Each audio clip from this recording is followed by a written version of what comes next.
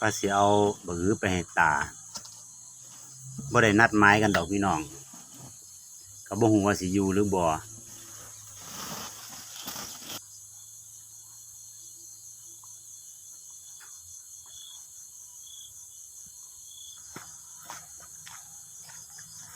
บริเวณทางจักไปใส่นอกคน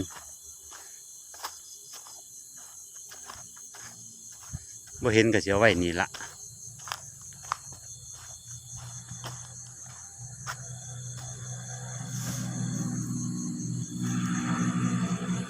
คือสิแม่นงัวเพราะท่านในเขาคอกได้ยินเสียงบักกะโลงพี่น้องอยู่เทิงเถียงหั่นละฮะบ่เห็น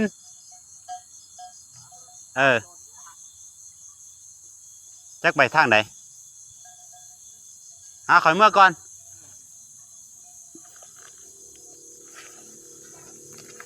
อันนี้ขากลับนะครับอยู่ท้ายสวนผมเฮ็ดหยังตา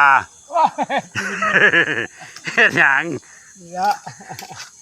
ผมเอาบื้อไปให้อยู่เถียงหันแม่นมาหาหน่อไม้ ว่าพอดีได้แกงใส่กันเลยผมเอาบื้อไปให้หันขอบคุณหลาย